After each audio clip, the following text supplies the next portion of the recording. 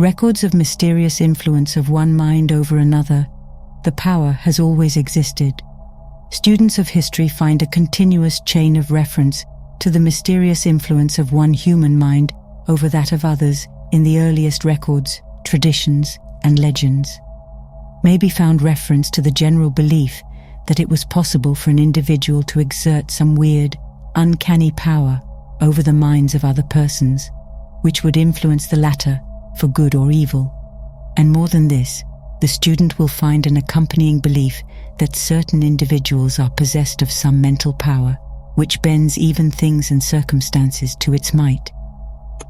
Away back in the dim past of man's history on this planet, this belief existed, and it has steadily persisted in spite of the strenuous opposition of material science even unto the present day. The years have not affected the belief that in these dawning days of the 20th century, it has taken on a new strength and vitality. For its adherents have boldly stepped to the front and, confronting the doubting materialistic thinkers, have claimed the name of science for this truth and have insisted that it be taken once and for all from the category of superstition, credulity, and ignorant fantasy. We're not so pitiable. It would be amusing to glance at the presumptuous, complacent, smug, self-satisfied position of the materialistic school of thinkers who would brush aside as a foolish delusion that which many of the wisest men of past ages have accepted and taught as the truth. The modern know-it-alls, which sneer contemptuously at facts that are known to be of actual occurrence in the daily lives of thousands of intelligent people, in which the experience of humankind has demonstrated for many centuries in all lands and among all races. The whole trouble lies in the dogmatic assumption of the materialistic school that what is known as mind is some peculiar action of the material brain. Some writers have been holding that the brain secretes thought, just as the liver secretes bile. They refuse to see that the operation of mind is a manifestation of some superlative form of energy far higher than the forms of energy known as electricity, magnetism, light, heat, gravitation, cohesion, etc.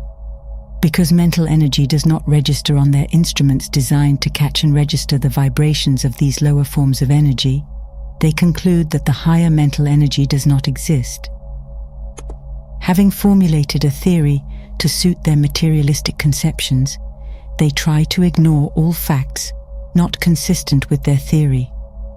If they find a fact that will not squeeze into another narrow theory, well, so much the worse for the fact, as a writer has said, and they promptly ignore or dispute it. As a matter of truth, the investigator is not compelled to resort to metaphysical explanations to account for the phenomena of mental influence. The very facts of physical science itself, rightly interpreted, will give the clues to the mystery and will point the steps of the honest investigator toward the path where he may find the solution of the perplexing riddle. Although we know that the real solution lies in the metaphysical realm, still, even physical science will corroborate the facts of its metaphysical sister science.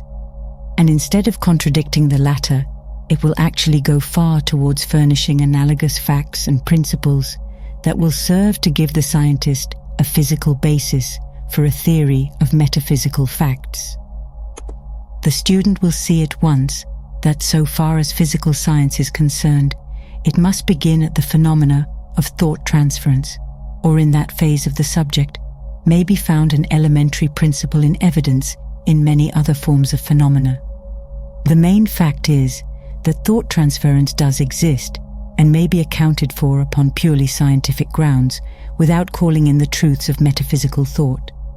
We know that this is a strong statement and a positive assertion, but we also know that the same may be demonstrated. Let us consider this phase of the subject.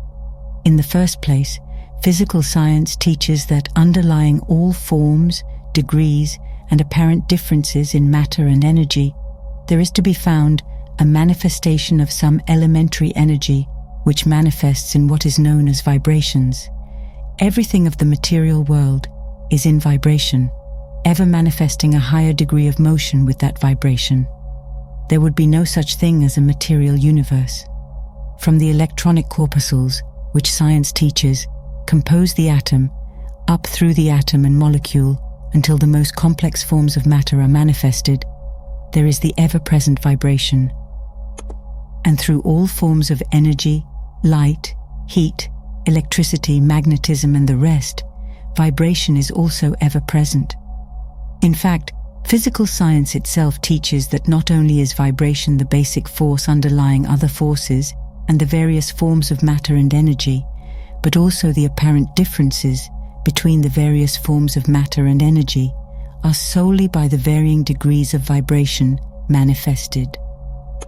Just as the difference between the lowest tone that can be distinguished by the ear of man and the highest note that can be distinguished by the same organ of sense is merely a difference of the rate of vibration, just as is the difference between the dull red color at one end of the spectrum and the violet at the other end, with the intervening colors known as indigo, blue, green, yellow, and orange, with all the combinations of shades arising from them.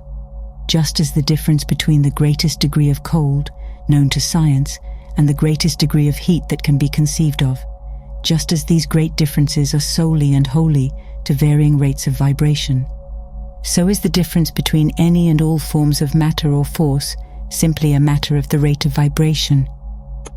In short, all material and physical things are simply manifestations of different rates of vibration, and notwithstanding their apparent differences, are all merely manifestations of some infinite and eternal energy from which all things proceed, the differences resulting merely from the different degrees of vibration being manifested in them. Remember, this is not vague philosophy or airy metaphysics or spiritualistic vagaries, to quote from the materialistic writers, but facts claimed and admitted by the greatest physical scientists of the age. It's reference to their pictures in textbooks who prove to anyone, and more than this, any intelligent physical scientist will tell you that science has every reason to believe that there are great fields of energy and force, the vibrations of which are far too high for even the delicate instruments of science to record, but which nevertheless exist and manifest effects. Professor Elisha Gray, a celebrated scientist and teacher, has said, "There is much food for speculation in the thought that there exist sound waves that no human ear can hear, and color waves of light that no eye can see. The long, dark, soundless space between 40,000 and 400 trillion vibrations per second, and the infinity of range beyond 700 trillion vibrations per second, where light ceases in the universe of motion, makes it possible to indulge in speculation."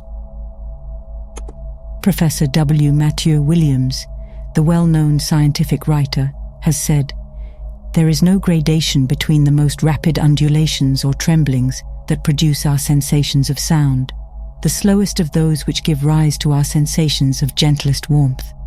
There is but one truth, and it manifests on all planes, the spiritual, the mental, and the physical, and its manifestations agree and coincide. So no mentalist need fear the test of physical science, for each plane will bear out the facts and phenomena of the ones below or above it. The three are but varying phases of the one.